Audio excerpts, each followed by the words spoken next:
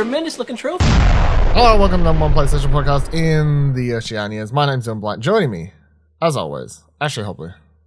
Hey Dylan, excited to be here. Another week of awesome PlayStation news.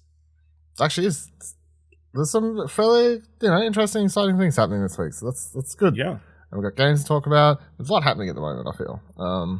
Kind There of. is. I mean, I say that after we recorded an episode of Arcade Couch where there wasn't much news to talk about, but that's fine. PlayStation, we're good. Other stuff? Yeah. No, You just hoarded all the I information hold for it all PlayStation. for this show. Yeah, that's fine. That's because this is truly Explosion Network's best gaming I mean, podcast. it's the flagship show, yeah. Yeah, it's a flagship show. Highest watch. We pretend Arcade Highest Couch downloaded. is, but yeah. This one has Yeah, the numbers. we know. This one has the numbers. We know people don't like hearing, but Yeah, you know, that's we fine. have to keep them around together. Yeah. It's completely uncertain. We basically do that show to help your self-esteem. I mean, if Kieran leaves as well, then I think that people will be very suspicious to why all these people keep leaving. It's true. In the trophy cabinet this week, a bronze trophy for Rumours that sound too good to be true, a gold trophy for a God of War TV series apparently happening, and a platinum for Gran Turismo 7 load times on the PS5, because oh boy. And I'll get to that in a minute, but firstly, let's talk about Horizon Fordbien West. Week 3 update time. I won't talk about it that much this week because I've finished it. I mean, I'm done. Wow. Which is the interesting change of events there. After everyone, failing to put in time that first week or whatever, but I've smashed through it this past week. Spent my couple of days off pretty much. Is binge gaming a thing? No, it's like binge watching, like I guess. Yeah, like just disappeared into the hole. Played it. Took me. I think it's funny because my save file says 40 hours, I think, but my PSN profile says something like 34, 35. So Yeah. it's like either way, whatever, something around 35 to 40 hours to do the plat, which I'll loop back to a bit later in the show because I got a couple of trophy things I want to point out as well. But yeah, overall thoughts. Of course, we'll do a spoiler cast when you and maybe Karen have wrapped it up as well and discuss some more of the deeper story stuff that happened then. But yeah, my overall thoughts didn't change too much. So that's why I don't really need to talk about it too much. Like, I find it was an enjoyable time.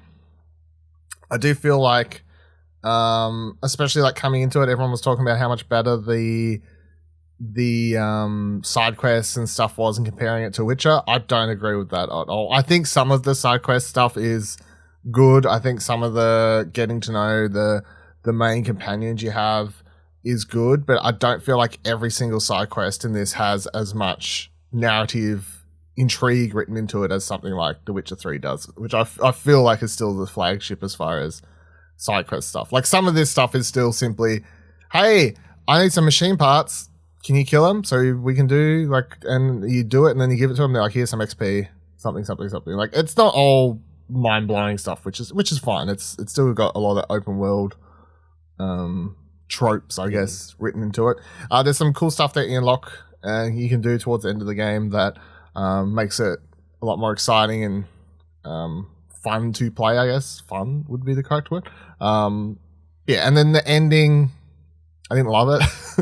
I think the ending makes the entire game really feel like a middle chapter. That's what I've heard. Really feel like a middle chapter. It's like everything you sort of do is, and I mean, look, people could argue like, because without saying what it is, it's like cliffhanger, things happening. Like, guess what? There's going to be a third game. You're like, cool. And I know people could be like, oh, guess what? Like, Empire Strikes Back ends, and there's going to be a next one. Like they could like list all these things that have endings, but I feel like nearly everything in this game ultimately builds up to simply just setting up the third one. Whereas I feel like I think this is a better game than the first one, but I feel like the first game's story felt a lot more fulfilling to get to the ending personally. Is how I would say. So the gameplay and everything is better in this one, but I would actually say I preferred the story in the first one if I was going to pick. And I didn't love the story in the first one. I thought it was okay. I think the story is in this okay too, but I think the character stuff's in this one's better because you get more time with companions and stuff. But I think the core narrative thread, I would say, was a bit more fulfilling in the first one. Where are you up to? Like, how's you going? I mean, I've gotten all these subsystems, but I feel like haven't explored like half the map. There's still like a quarter that's still all in clouds. What quarter? Like without, I'm pretty sure you can say it without spoiling. Like what direction? Like where? The very west. Like all the way? Like from the Colosseum thing, west. It's still pretty cloudy. Across the I don't think it's a spoiler. So like you go to San Francisco. Oh, this is in trailers, right? Yeah, I haven't gone there yet. Oh, okay, right. That's where I got to go next. Okay, but but then all the section between and I haven't looked at any of it. There's nothing. Without saying why, there's nothing. There's nothing there. There's like one thing. There's nothing. And then San Francisco is there's all these people that need my help. Yeah, doing different things. No, there's no one there. That's the thing. I mean, no, it's water. It's like there's water. Like, what are you gonna do? There's nothing there. It's just a blank empty spot. No, all the jungle section before you hit the water. I haven't explored any of that. Oh, there's a couple little small towns and stuff there, but yeah, you can help all those fucking crybabies if you need to. Everyone's got a problem in this bloody place, I'll tell you what. I mean, that's kind of the story for every RPG. Yeah, that's true. Imagine if there were nobody with any problems. That's true. Can I help you? Yeah. Nah, I'm good. It would be a change of pace. It'd be a change of pace for these games, though. Like, I wouldn't mind having a little bit of It'd be so hard, because you'd have no way to get XP. Like the anti-RPG. It's like, we've got no monsters anywhere. Yeah. It's crazy. It's great. That's an idea for a game. You have to get a normal job, you know? I wouldn't hate it. I'm a blacksmith. Wouldn't hate it.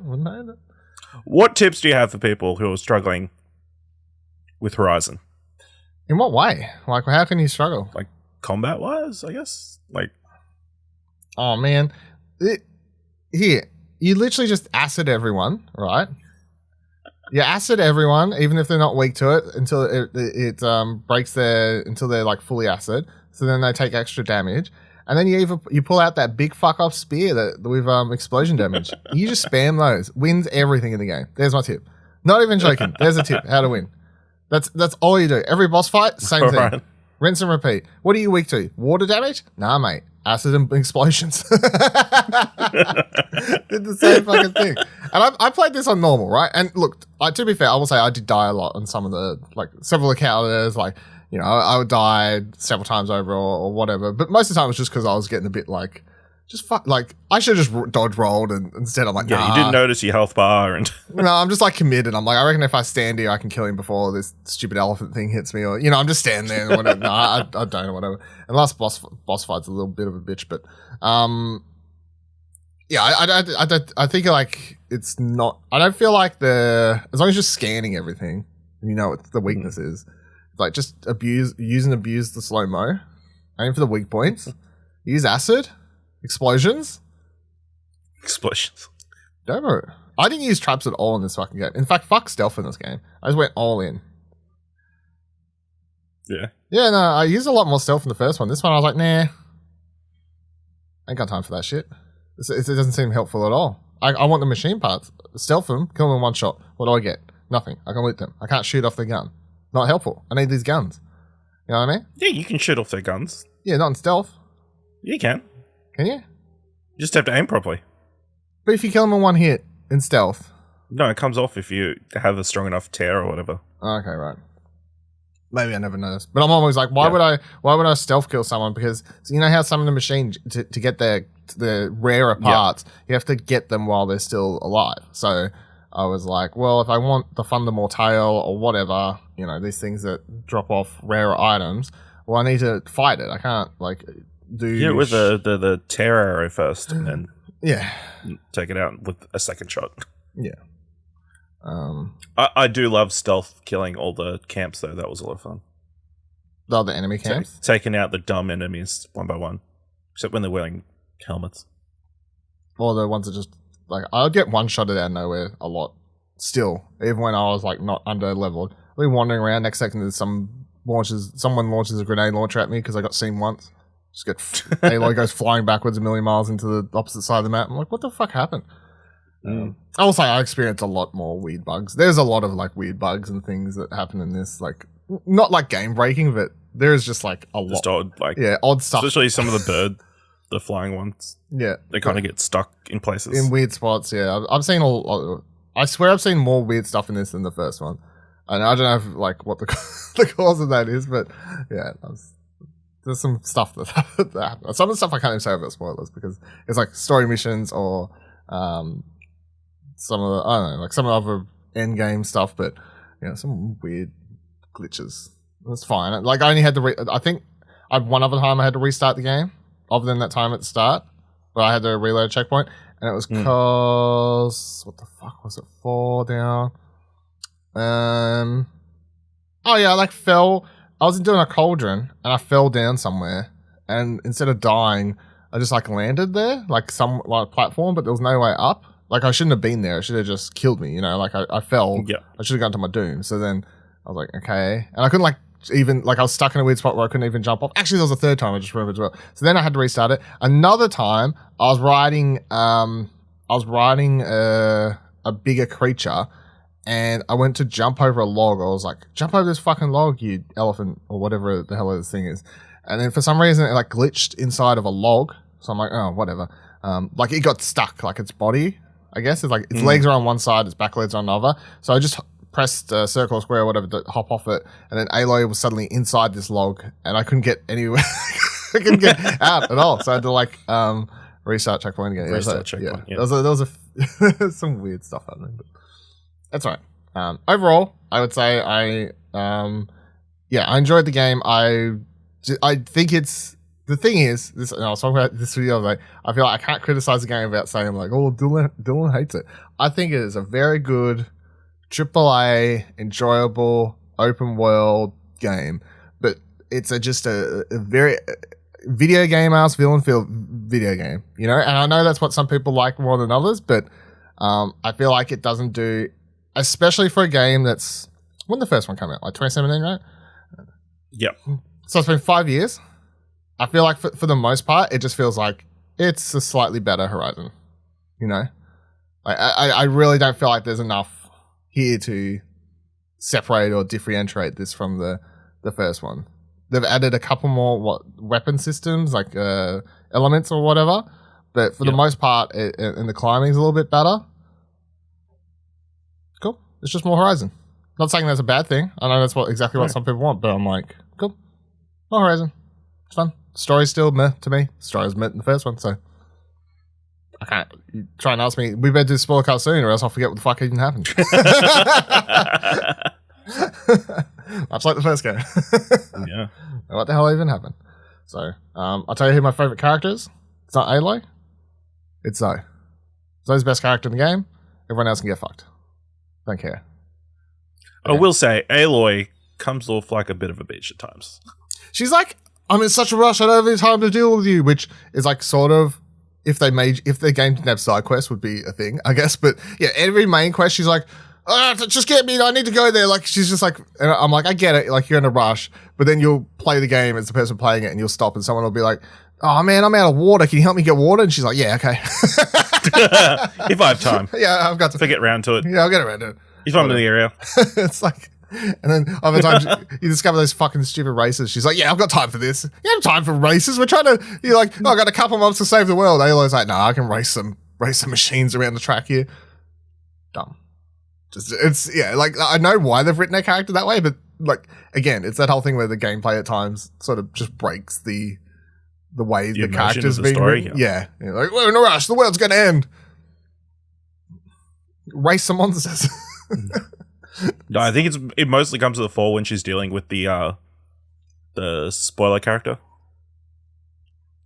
Oh yeah. She's very aggressive towards that particular person, and I feel bad for them because I'm like, man, you've been through some shit, so I can understand why you probably need a hug. And Aloy's like, do your fucking job, bitch. Yeah, so there's some stuff. Yep. Spoiler cast probably next couple weeks. I don't know. I feel like we should be able to do it next week. You should be finished, I'd say. You're like 1 or 2 story missions off, so yeah, maybe. Yeah. I would say either towards the end of next week or the following week or something. I haven't got any movie screenings I need to go to. Hopefully I don't get called into work too much this week. I'll hopefully knock it out. Yeah. The other thing I've been playing this week is Gran Turismo 7. Racing time. So I'd been like semi looking forward to this because I really enjoyed playing the Gran Turismo games when I was younger, and then I didn't play any on the PS4 apart from Sport for maybe a couple hours or whatever the last one was. I think it was Sport. Gran Turismo. I think it was Sport. Yeah, I played that one for a couple hours. And I was like, and then I hated it because it took forever to do anything, and I've made it into a meme complaining on this podcast about how long it takes to get between menus in the game. So I timed it today right before recording and jumped in, played half an hour this morning, and it took 48 seconds for me to turn the game on from the main PS5 menu, select the Grand Prix or whatever area, select a locale, select the track, click race. I'm in a race. It took 48 seconds. That's from the PS5 home menu.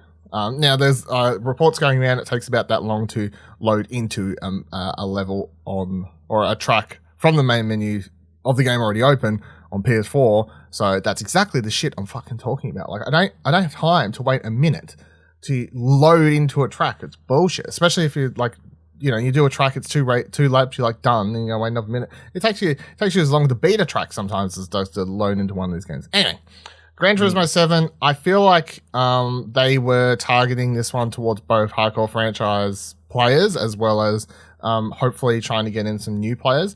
I definitely feel like if you're scared of GT as a franchise, and particularly GT7 as a like sim racer, there's enough here to make it accessible for most people, I would say.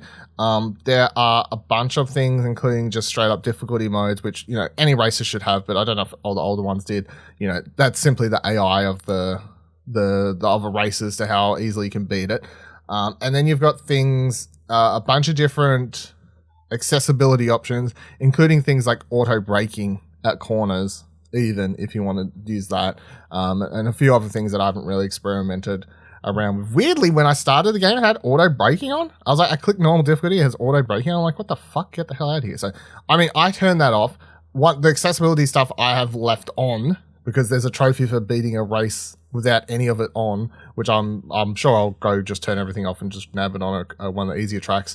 But the stuff I've left on, which is just how I play racing games, I don't care. I've seen people complaining about this online too, people sharing clips and being like, oh, play the game properly. It's just, I don't know what you call it. The stuff that appears on tracks in racing games, the lines and stuff like that to just sort of give you an idea of the best route to take. And then, like you'll see red when it's like, you should probably brake here, like a guidance system sort of thing like that. I've left that on because I feel like that's how most racing games, even like Forza, has that on as a default. So, if you want to play with that off, you're hardcore, more power to you. Me personally, leaving that on, that's fine. I have no problem with that. I don't feel like that. I need that. I'm like, I don't know what the fuck. Unless I want to race the course.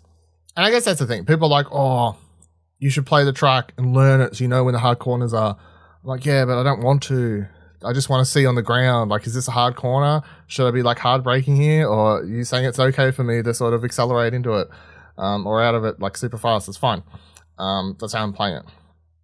Otherwise, I am enjoying it. I think it's the main thing, of course, talking point was it is very pretty. Or I would say the cars are gorgeous. The tracks, like what's around you looks very great. The more you look outwards, then you get into like the people look a little bit plastic. What's that cement building off in the distance that has absolutely no detail, just looks, all that, whatever.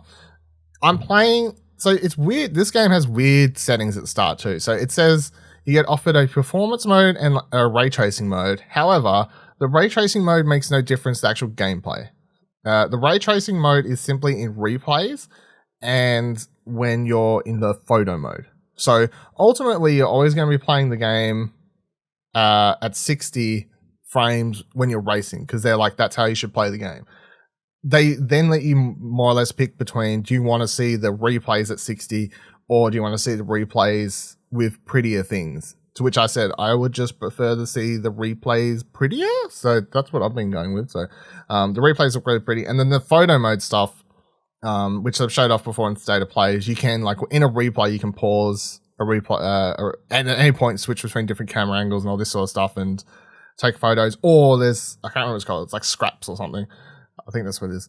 There's another mode where you can pick like a location. There's all these like high quality locales that you can drop any one of your cars into, move it around, adjust 1,000,001 settings, and take these really pretty photos. And they are like scrolling through, because you can upload them and share them to this, I don't know, whatever you want to call it, the social aspect of the game. You can like scroll through other player stuff. Some people have taken some insane looking photos in this game that do look 100% realistic. It's crazy. I appreciate that this game has a campaign, quote unquote, campaign mode is another thing that I'll say. So when you start the game, you meet this dude. I can't remember his name. Doesn't really matter. He's in this cafe, and he's like, oh, he'll give you a mission that's like, hey, can you go get 3 of these cars for me? And to get the 3 cars, you do 3 races. Each time you win, you get 1. Or you can go buy the cars if you want to sort of not have to do the races. If you want to spend $1 billion in microtransactions, which I'll come back to, you can, and then that's sort of how you do it. So I'm up to like, I don't know, 20 something. From what I gather, I think there's 30 of these before the game's like, cool, you've like, now at this stage, it's just repeat races, get credits, unlock the other cars, etc., etc., etc. But I've unlocked all the, I think it was maybe around somewhere between 15 to 20 that unlocked the last actual icon on the main map, or whatever you want to call it, the main, like the hub screen, because like it slowly unlocks different things for you. Like, oh, you can now tune cars, now you can do this, now you can do that, etc., etc., etc. What was I going to say? Then the other thing most people have been talking about, like as far as racing goes, is this does have that music rally mode or whatever it's called. I can't remember. Music something, which is how the game starts. It's like a track where it plays a bunch of cool songs, and you're more or less trying to hit checkpoints and keep the song going as long as you can, and then get the gold time or whatever. There's only like 5 of these. They're really cool, but you can tell it was sort of something they added at the last second, because they talked about in that last State of Play of being a really accessible way to play the game, which it is, but there's only 5 different songs, so it's not something you're going to be spending a lot of time in or doing. And it's not even on the main, like, so from the main menu, it says start game or music rally. Like, music rally is something you can't even boot into from the main hub world of Gran Turismo 7. It's not something that's available. So it does feel like it was weirdly just, oh shit, we need something more for this game. Here, let me tack that on. I will say the other thing that people get scared of for these games is the licenses. I feel like that's not like something else that people always talk about, like, I want these goddamn license tests and all this sort of stuff. That's not how I want to play games. I don't mind them, but I guess that's like maybe if you're new to like you've never played a Gran Turismo before, you're like, fuck this shit.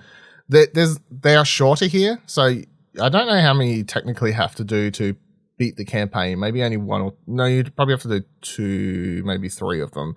I smashed them all out the other day. I just did every single license. It took maybe, I don't know, 90 minutes to, probably like 90 minutes just to smash through the rest of them. And I mean, like, just getting, like, some of them I got gold, some of them got silver, some of them I got bronze, whatever, like passable times, move on to the next one. I can't be bothered. I golded all the ones in the first test. And I was like, cool. And then I was just like, nah, fuck it, I'll just finish them out. And there's no way in Lord would I ever platinum this game, because by the time I got to the last licenses, which is the like special races, there's 10 of them where you got these super high powered cars and you're trying to beat these specific time trials on these tracks. I was like, some of these are probably doable. Like, I'm a couple seconds off, but I've only given them 1 go. I reckon I could do it. The last one can get absolutely fucked. Like, it is the time you have to get with the car, and the fact it's a wet track just means it's super hard to control this.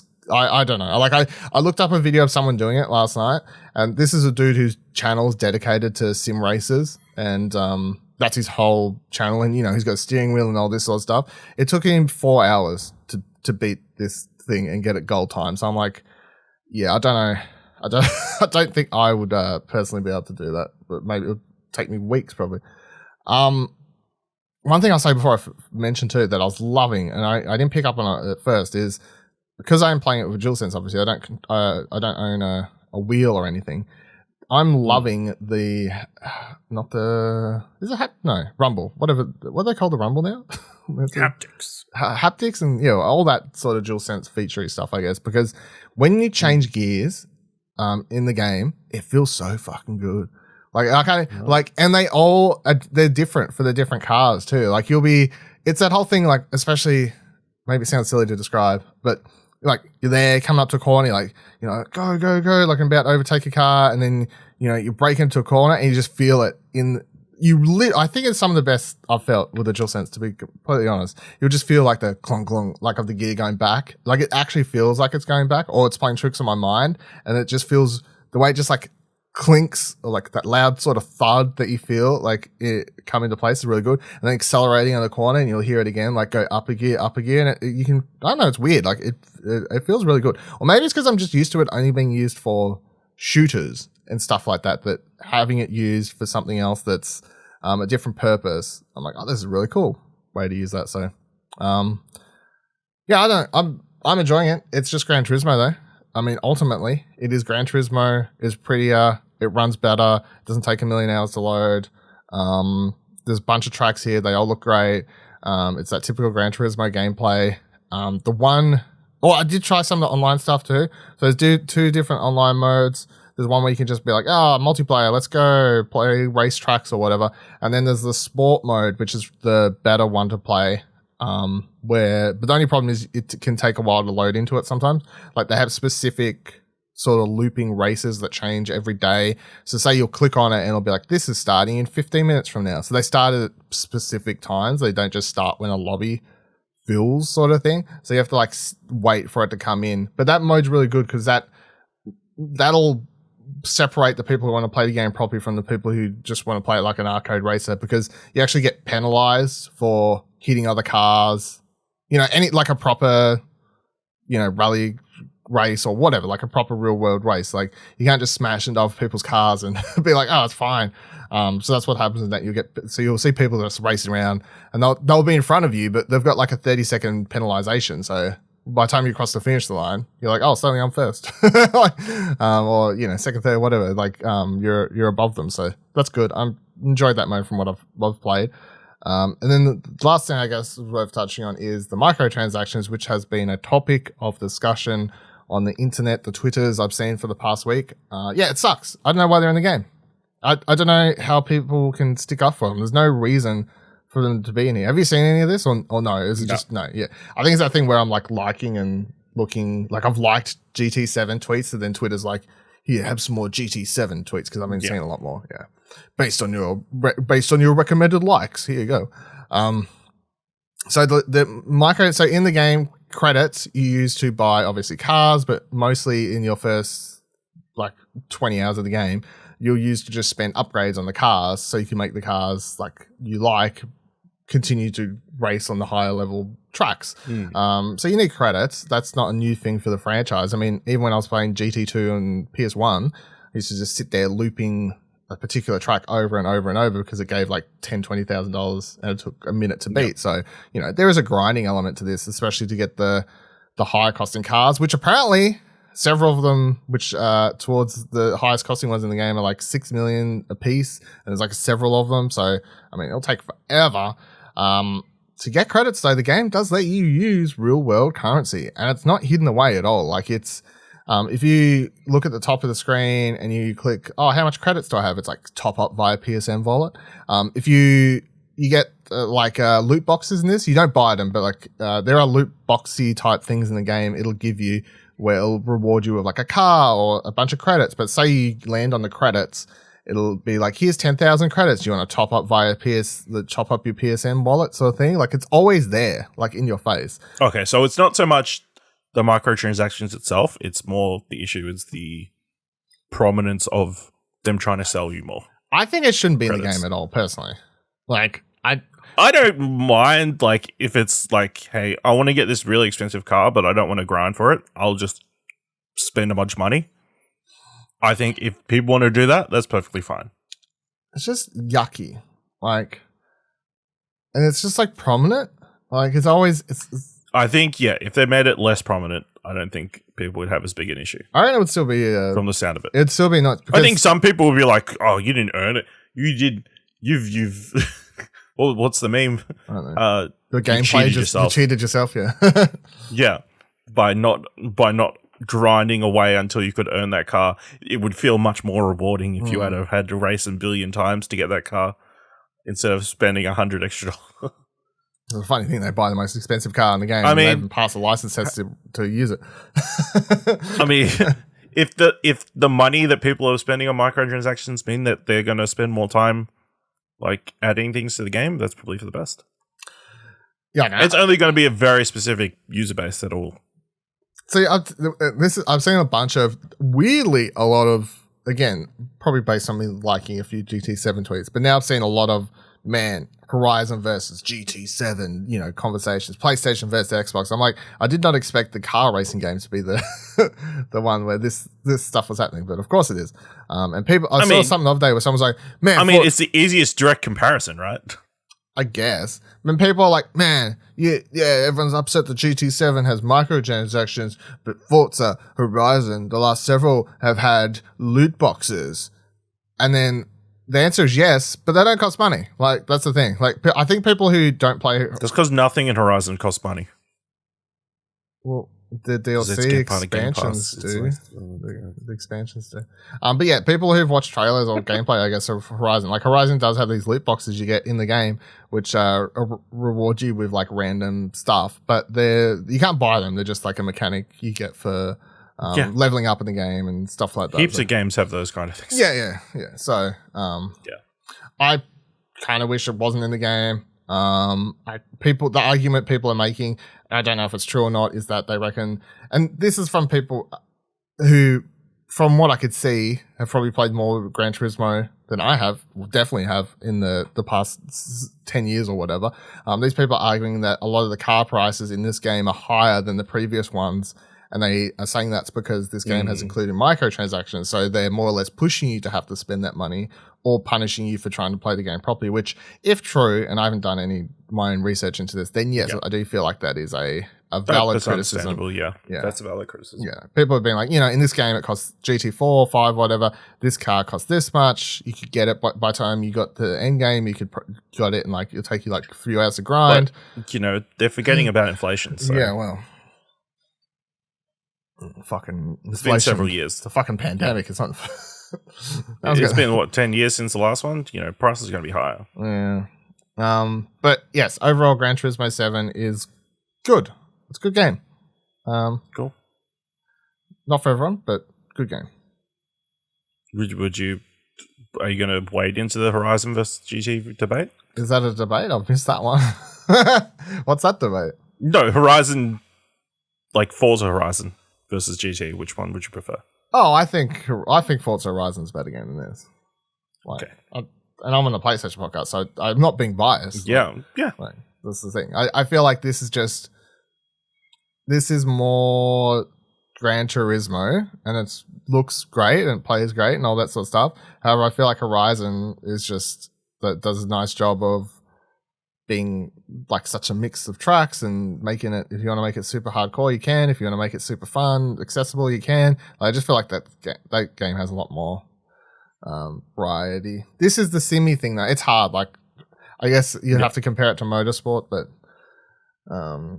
Horizon's the one that most people play. So, and then the last thing I played is I did play through the half-hour Ghostwire Tokyo Prelude visual novel thing. Did you give this a look? I played, I want to say 15, I read like 15 minutes of it, and then, I had to go to sleep. It was... Was it because you had to go to sleep, or the game put you to sleep? Bit of column A, bit of column B. I wouldn't suggest playing this. It's maybe half hour, but ultimately it's just a setup for the game. But it doesn't feel like it's at all necessary or offers much of anything for the game. Like, it's just, you see the detective is KK, which is a code name. From what I like, unless I'm completely wrong and I've looked at it all incorrect, that's a character you're going to be playing at in Ghostwire Tokyo. He's a detective, and he's got like 4 friends, which I presume must be in the game as well, because they all seem to have like prominent names and different characterizations. No, but I think it gives you a better idea of what Ghostwire Tokyo potentially is going to be. Because I've got no idea what the story is going to be based on the trailers we've gotten so far. It seems like you're going to be part of a group that is investigating the paranormal activity. Paranormal stuff, yeah. Yes. And in this... Ghostwire Tokyo is the name of the company that you've founded. Yeah. So in this, you do a case. Like, that is it. It's like, you do a case, at the end it's like, case complete, blah, blah, blah. I'm like, okay, so like, is this just an example of how the game will play? And that's kind of how I took it, because at the start, it's like a kid's like, I need help finding my best friend. You get a call out, you speak to some of your friends at the agency, you get to pick, there's a couple choices, you can pick which one to talk to for help. Then you go out and talk to the kid. Eventually they're like, oh man, down this subway, that's where my best friend went, like disappeared. I'm going to spoil this thing, by the way, just so people, in case you want to play yourself, skip ahead. It's 30-minute prelude, but you go down into the thing, some of the monsters appear, like the ones you've seen in the trailer, the headless dude. I didn't get that far. I got up to the bit where they're about to go in. Okay, yeah. Once you go in, some monsters appear, and then you do a combat thing, which means so you have like 2 appear, and you have Also, to be clear, this Prelude is not in the style of the actual Ghostwire Tokyo it's a visual game. novel. It's a visual novel. Yes, with a completely different art style. So you get down there and the thing appears, and then you'll have like a couple different magic spells appear on the screen. You have to choose what order to do them. So it's like, oh, the monster's about to attack, so you use the barrier spell, and then you can use an attack spell, then you can use another spell that binds them in place. So it's like, here's an idea of what combat could be like in the game. You see his hands on screen performing them.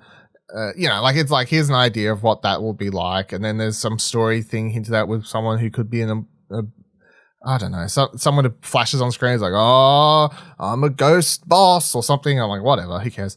And then you find the best friend, turns out it's a dog. You tag the dog back up, and KK's like, hey kid, you told me your best friend went missing. And the kid's like, my dog is my best friend. And you're like, damn, got it.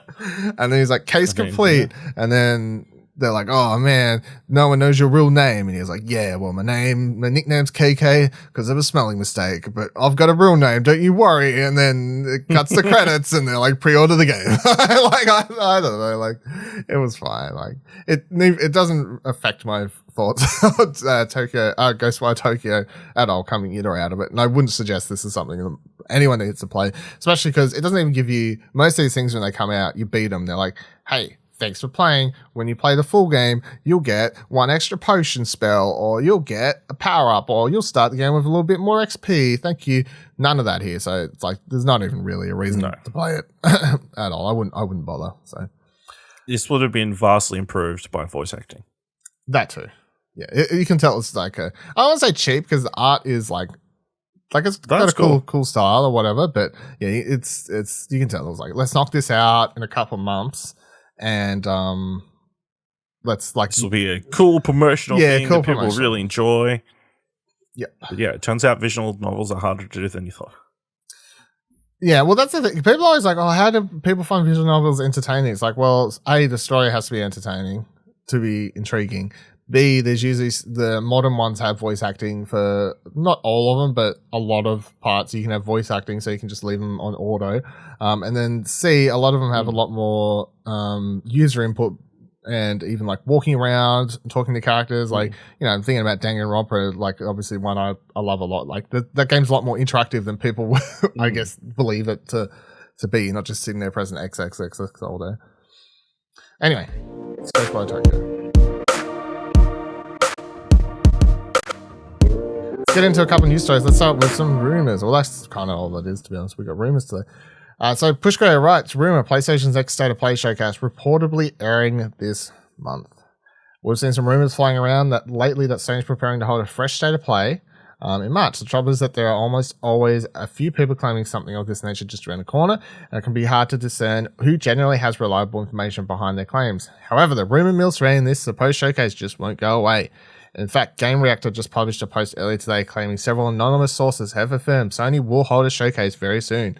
According to multiple very reliable sources, as well as another source from outside PlayStation, the company had been planning to put on State of Play or some of a showcase this week commencing the 7th of March. However, these sources also said that this plan may change due to current world affairs. Sony is apparently considering delaying the showcase to a later date in March. If true, God of War Ragnarok seems to be the next PlayStation Studios title to be put in the spotlight. It's also possible this rumored show could be where the platform holder unveils its answer to Xbox Game Pass, codenamed Project Spartacus. The new subscription plan will reportedly emerge PS Now into PlayStation Plus and throw in all sorts of additional benefits. So now that we've talked about it, this will happen this week. It will be announced either after recording or as the episode's about to post. As goes the bird on the tradition. Something, I don't know, yeah. As the bird flies south, or what I'm saying is, I don't know. Yeah, what do you reckon? God of War, Project Spartacus, all being revealed. Surely that all sounds like a shoo-in. That makes sense, God of War's the next big one that we're all waiting on confirmation on. Mm-hmm. And then the PS Plus thing is like the least secret going around. So why not knock it out as soon as possible? So yeah, I mean, if they're choosing to delay it later in March because of Ukraine, Russia, the Russian invasion of Ukraine, I guess I should word it correctly. Yes, that's correct. But yeah,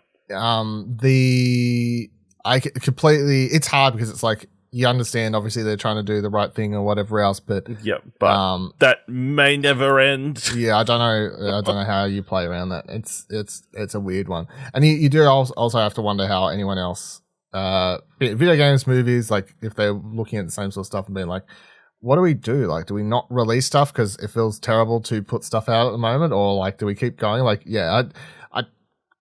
it's hard. It's hard. It's one of those weird things. So, but we shall see. Shall see what happens. I'd be keen to find out more about God of War. I'm still going to say not. I reckon it could be July, August, around maybe that's. I really don't think it's going to be an end of the year thing. Like, I feel like most PlayStation titles. Yeah, even September, that'd be alright. It'll either be September or November. I feel like October, November, December. That's just not like you don't release big games there anymore. Sony doesn't. They seem to release their big stuff around that mid-year cycle, mid stuff. Yeah, and let their third party partners like drop stuff towards the end during of the year. that lead up to Christmas. Yeah. Seems to be what they've done lately, so makes sense. Talking about rumors, let's go on another one. So, PlayStation Lifestyle, a relatively new industry insider and leaker who goes by account NGT on Twitter has claimed that Sucker Punch Productions is working on a new Infamous and Sly Cooper game, presumably for the PlayStation 5. Account NGT might be new to the scene, but have quickly made a name for themselves for accurate leaks. They had scoops about Quantic Dream's Star Wars project before it was announced, and leaked details about the upcoming Bioshock that were corroborated by other known insiders, among other information. Regardless, take this with a customary grain of salt. I will say, because I can't remember if it's actually... Oh, it is in here. So this person also, just before we continue, they did tweet out earlier that Forspoken would be delayed. As of this morning when we're recording this, Forspoken has been delayed until October. We'll loop back to that in a second as well. But just to add credence to why this person's... they've had correct lately, it seems. So... PlayStation Lifestyle continues. This isn't the first time we've heard that new Infamous and Sly Cooper games are in development. Last October, Twitter user Crow Ninja claimed that new Sly Cooper is in early development. This was later corroborated by known insider Shrapnel_Nick, who's also been pretty accurate in the past. Separately mentioned a few new Infamous last year as well. Just yesterday, we found new job listings that suggested that a Ghost of Tsushima sequel might be in production. So if true, the studio has its plate pretty full at the moment. So, we'll put Forspoken at the back end here, but knowing like how everything's ticking all the boxes, I don't know. Like, do you think if in a world where Sucker Punch is doing Ghost of Tsushima sequel, Infamous, and Sly Cooper, does that feel like too much? Yeah, it seems like way too much, especially when Ghost 2. You assume is going to be a pretty large game. yeah, I think, maybe they're partnering with another studio on those other two projects. Maybe the Infamous is just a remaster. Yeah. It seems like too much for one studio that's not Insomniac to be doing. That's hard. I don't actually know their numbers, so I know they're not small, but they're definitely not Infamous. So according to Wikipedia, it's 160 employees as of 2020. Yeah, I feel like that's maybe an A team and a B team, but 3 projects seems like a lot, so that seems like... I mean, they could be in early development, so... Possibly. Did you play Infamous? I don't actually know if you... I did play the first one a fair bit. Didn't finish it, but... Rip. Yep, rip. Yeah, I love Infamous and I love Sly Cooper, so I'm all about this shit if it turns out to be true. I was one of those hardcore Infamous people, and then Sly Cooper was actually my preferred. Like, he was I feel like it was like Ratchet and Clank, Jack, Sly, but I liked Sly games the most over the rest of them, so sucker punch for life, you know what I'm saying? Like, fuck this Ghost of Tsushima shit. Let's get back to the real shit. Let's get back to the Thievius Raccoonus. Get out and find out what's happening. Especially since that one that was done by Sly Cooper 4, which was done by... I can't remember the studio's name. But whoever done that, that has a teaser, like end credits teaser for the next game. So come on. We've been sitting on that for years, everyone. Let's get back to it. And Infamous... Well, personally... I would prefer Infamous 3, and let's get back to Cole and his storyline and thing that's going on there somehow, some way, then, because I really don't feel like, as much as like I enjoyed playing Infamous Second Son, you really cannot bring back that character. Like, a lot more people have clued on to that being weird in the years since. I don't think you can have Troy Baker come back and play that character, because it's sort of become a joke, and a lot more people are aware, like, oh, Troy Baker playing the Native American. That makes total sense. So yeah, we'll see. Or just make it a complete new character, I guess. But those games look great, play great. I'd be keen. And then let's talk about Babylon's Fall. So firstly, before I read this news story, I want to point something out. This game was so under the radar of everyone here that on this past week on Arcade Couch, where I was like, pretty sure Babylon's Fall's like out now or something. And it was like, no, it's like in a couple of weeks. And I was like, I don't know, who even cares? Anyway, it turns out it was out. I didn't even know. Like, it was so, I was like, didn't even know. Fucking good shit. PlayStation Lifestyle writes, Babylon's Fall is the worst rated console exclusive on PlayStation 5. Babylon's Fall PS5 is officially the worst rated console exclusive on Sony's next gen platform, beating the likes of Godfall. The game has also become Platinum Games' worst rated release, with a Metacritic score of 41% based on 6 critic reviews. There's a slight chance this rating will improve and more reviews are published, but by the looks of things, it's unlikely to exceed 45 out of 100, and that's being generous. Babylon's Fall PS4 version currently has no critic reviews on Metacritic, and its PC version peaked at an abysmal 650 concurrent players on Steam, according to Video Games Chronicles. Babylon's Fall looked rough prior to its release, and its beta tests were enough to gauge that Sony Square Enix's latest live service effort was headed towards disaster. Its graphics are dated, its microtransactions have been criticized, and its gameplay leaves much to be desired, according to those who have played the game. It also doesn't help that Babylon's Fall was sandwiched in between the highly anticipated Horizon Fordbien West and Elden Ring, but its release date doesn't change its sorry state. So yeah, this has been quite funny to watch, because I feel like most people didn't realize it was out, and then when it was like, oh wait, this game's out, and then I've seen people try it and like tweet about it, and you know, like as reviews are slowly being published, everyone's like, yeah, this game is bad. Like this is a bad video game. I don't know why this game released. That's how it comes across to me from everything I'm seeing. Like most people playing it are wondering why the game was even released, or it almost feels like it's that stage where it's like, we can't fix this. It's so fucked. Just push it out. Just is how it comes across to me reading it. But yeah, have you seen anything people talking about Babylon's Fall? No, I haven't seen much. I saw Kieran from Press Start tweet out, I played Babylon's Fall in the most optimal experience, like multiplayer with a bunch of friends for 6 hours. and I would gladly take those 6 hours back. I never want to experience those 6 hours ever again. So yeah, not promising. High praise. High praise, you know. Some would say, but yeah, it could mean that they were so good that you don't want to experience it again. It's true. It's true. But it doesn't sound like I don't think that's true. I mean, it is. It's kind of telling that there isn't any big sites that have put out reviews.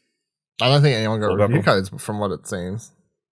Or if they did, they got them on release day, and that's why no one's played. No one's got reviews on that.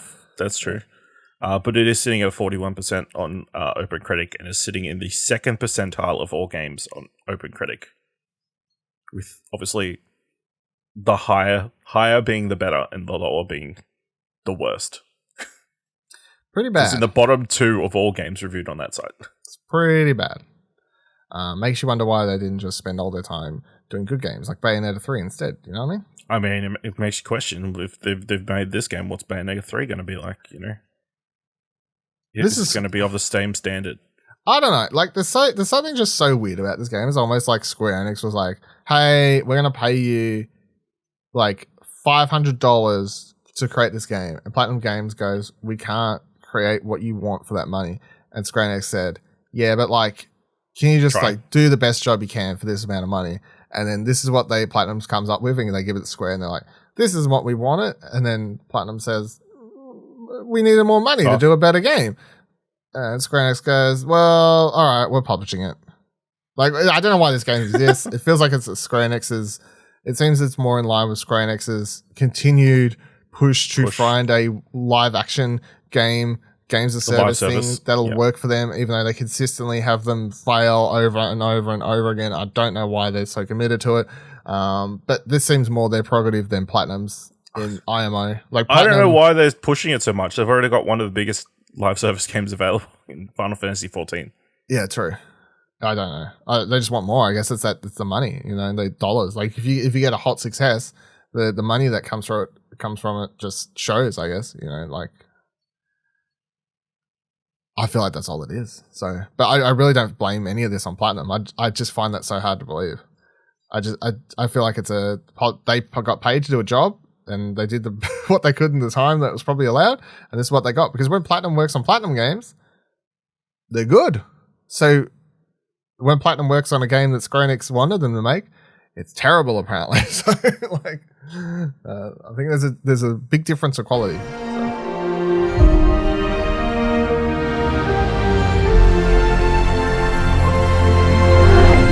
Right, let's talk about the one PlayStation production story of the week.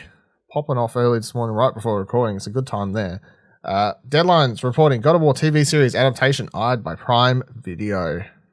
PlayStation flagship action-adventure franchise God of War is heading to television. Prime Video is in negotiations for a live-action TV series based on the hugely popular ancient mythology-themed game, sources said.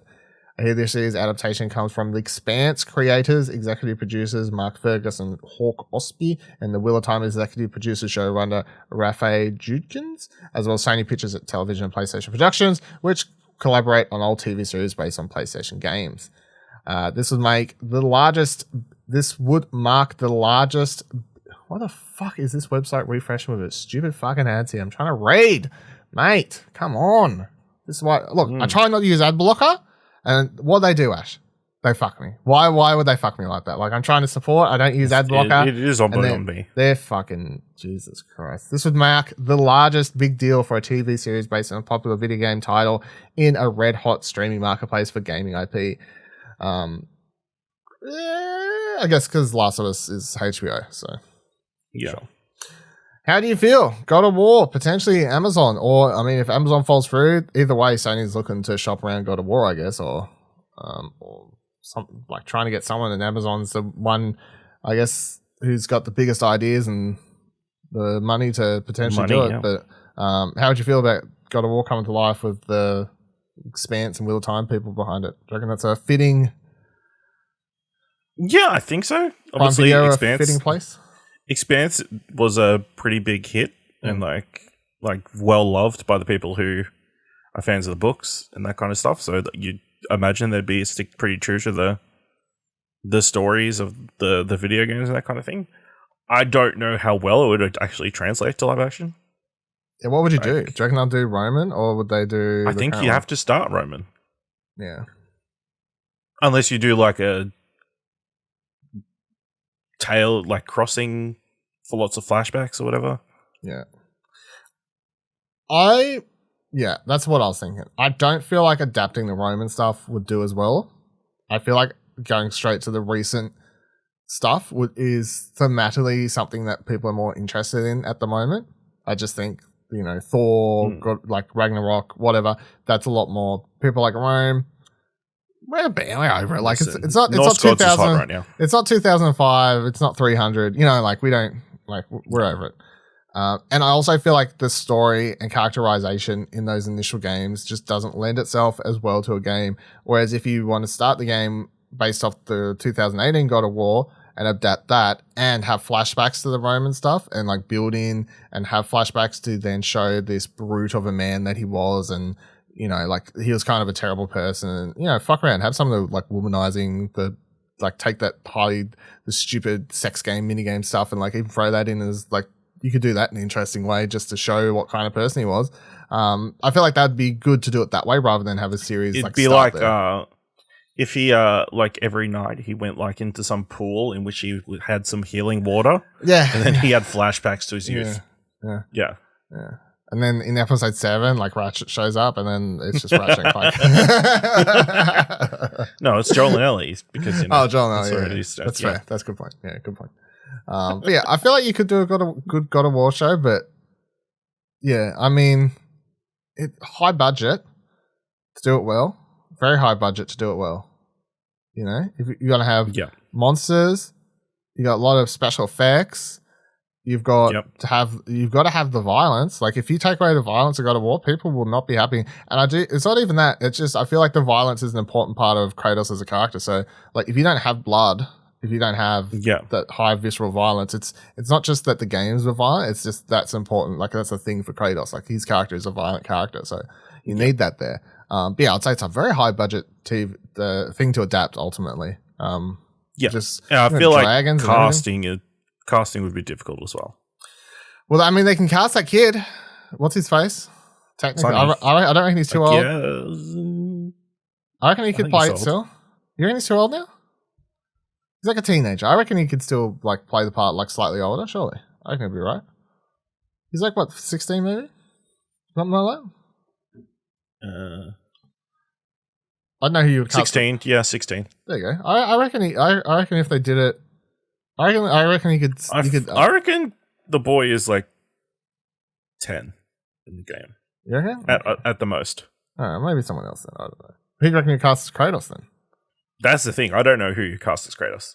Yeah. I've seen a bunch of names chucked around, but it's like a lot of the people you would expect to be chucked around, like Tom Hardy and Triple H and the guy from Vikings. It's like Jason Momoa.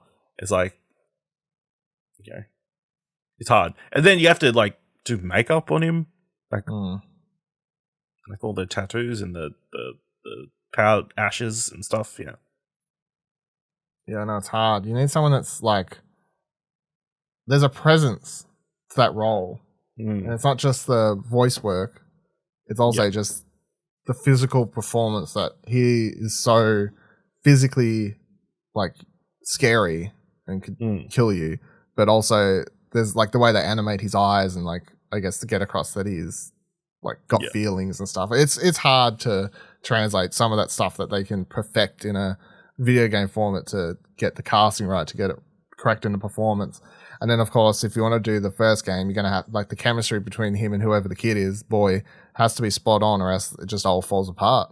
And then my final question is going to be, if you're adapting the 2018 thing and you're not doing the one shot system, are you even trying? Like what's the point? And I know it would be so much harder in a TV series. Technically, you could still do it with fake cuts, like with digital cuts and stuff. Like, it's possible. But I feel like that was such a big thing for the game that if they didn't do it, or then they did not at least discuss it and in interviews talk about why they couldn't do it, feel like don't think it would work in a TV series, especially when you're going to time jump a lot more. I guess you could have one cut current day. You could try and have a lot of long shots. Yeah, like a lot of the scenes are like one shot wides, I guess. But I think you would prefer to just do a cinematic like thing, not just over the shoulder the entire time. I don't know. Like, I would say if you stick to one camera, you're gonna miss being able to get some of the more emotional stuff that you need to do and whatever else. But I don't know. They made it work in the game. I'm not saying it's like obviously it's harder in live action, but when the characters stop, the camera comes in, like, and that's such a big part. Like, if they're not discussing it, that's the only thing I'll ask. Like, if they don't at least discuss it, then you're not really doing it right, I would say.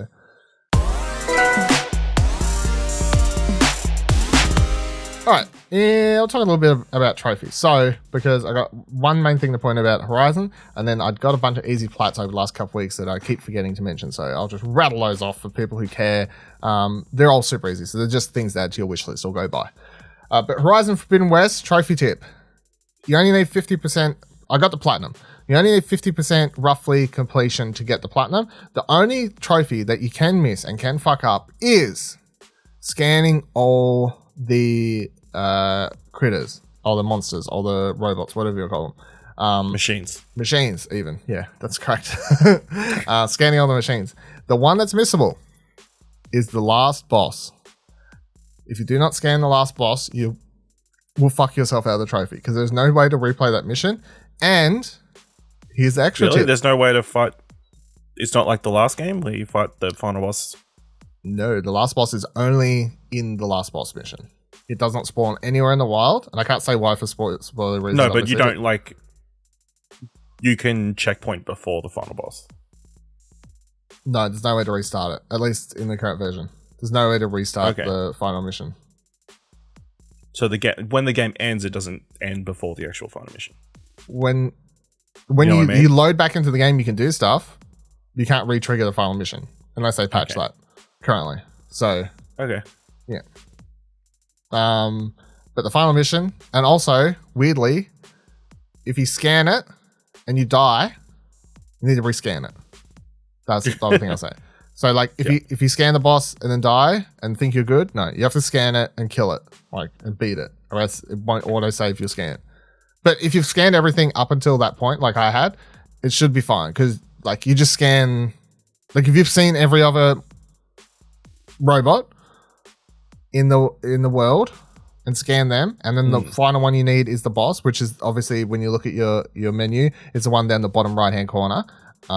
If that's all you've got left, you're good because then you start the boss fight, you scan it pops, trophy's good. You're like, cool, 2 thumbs up. I can worry about the rest of the trophies. They're all good. You don't need to worry about missing anything. None of the side missions are missable or anything like that. But yeah, and then if you are someone who was like, oh, Dylan, you got the plat faster than Ash, just beat the game. Like, what's the stuff I should focus on? Just do the actual side missions and don't worry about the errands and stuff.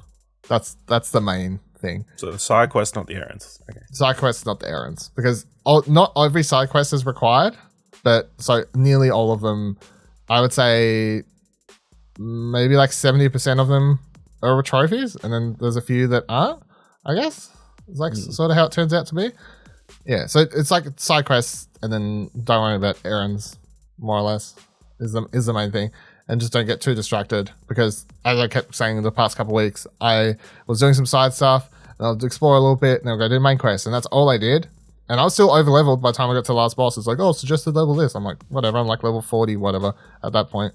I didn't beat the game at level 50. I'd still had to do some side missions after to get XP, and then when I got down to, I posted that clip because I needed like the tiniest bit of XP. I'm like, fuck, like it's going to be quicker just to go kill a thunder jaw or whatever than complete another mission. So I just went and found one of those in the map and killed it, and that got the XP for that. So that was quicker than doing another side quest. For a final. That was cooler for a final video than just completing, like handing in the mission and getting the XP to for completing a side quest or something. But yeah, most of the side quests give you more XP anyway, and I'm sure you could be over leveled if you do all the side quest stuff before the main mission. You could probably be well over level 50 if you by the time you get there for sure. What level are you currently? I think I'm 43. Yeah, so I mean, you could be 50 by the time you get there for doing more Probably. stuff. But yeah, I beat the game when I was like level maybe 46. I think maybe in the last boss fight, 46 or something like that. So I'd still had to level up a few times after I beat the game. But yeah, main thing is just scan the last boss. But you're good. List off some easy platinums. I don't need to give tips. They're also fucking easy. You just play the game. Most of them you have to click one button. They are called Disco Cannon Airlines. It takes 5 minutes. You spam X. The Sheep P. It took me 3 minutes. You spam X. Round Invaders. Took me 3 minutes. You spam X. The Catch-Up Story. 2 minutes. You spam X. Sometimes you have to open a menu. And otherwise you scan. You spam X. To be fair, I think it took me a bit longer on the PS5 version. And it's because it glitched out on me because I was getting the trophies too fast, which also happened to me on Disco Cannon Airlines. You could probably do that in 2 minutes, but I was pressing X so fast and popping the trophies so fast that the first two glitched out and I had to delete the game, delete my save file, re-download it, and then get those trophies again. Still took me 5 minutes. That's from the time I started the game to the time I popped the platinum. So you can probably get it in 60 seconds. There you go. Add those to your list, everyone, if you want some easy platinums to put alongside your things like Horizon Fordbien West, which is another easy platinum. Longer, but easy. Also, once I beat the game, I will admit, I said I'd play the game on normal. I switched that shit straight down the story once I was done. I didn't give no fucks at that point. Off you go. Flying. Let me just fly through. I'm doing side missions, whatever. Just flying through the game. There's my last tip. Right. There's my last tip for you. I mean, up to you if you want to play the game on story anyway. It's kind of too easy to be fun in my personal opinion. But if that's how you want to play the game, cool, go for you. But my trophy tip is if you beat the game and you want to knock out those last few side quests for XP and stuff, and you just want to make your life easier, switch that shit down the story. You beat the game. You did the last boss. You're good. Put on story. Who cares? Dylan, I've got one breaking news story. Oh, what happened? It's not PlayStation directly related, What happened? but they've announced the dates for PAX Australia this year. Oh, they happened live, did it? It's happening live. Yeah. Dylan, I'm hoping to see you 7th to the 9th of October this year. 7th to 9th of October. That's earlier than they usually have it, isn't it? I don't actually remember. I think so. I think it's on the earlier end of October. I think that's where they tried to have it the last couple of years, but yeah. So it's not the first weekend, because technically the first weekend in October is the first and the second are Saturday, Sunday, but it's the following. So, yes. There you go. It is. Let's do it. How many days until October 7th? It's 213 days to PAX, everyone. The countdown begins now. Can we buy tickets yet? No, they said they've got to tease that out more. Yeah, they got to fucking make sure they got the piggy bank ready to refund everyone. They've got to get that massive. No, they need to get the website all ready up again. Yeah, because it failed horribly last time. So, all right, breaking news: PAX 2022 is happening. Apparently, knock wood. Let's know if we'll be seeing you at PAX this year. Melbourne, Victoria. Place where people have to fly to by tweeting at us, joining our Discord, explosionnetwork.com/Twitter, explosionnetwork.com/Discord. If you liked this episode and thought it was worth $1, head on over to explosionnetwork.com/support to donate to our Ko-fi page. And until next week, remember, every trophy counts.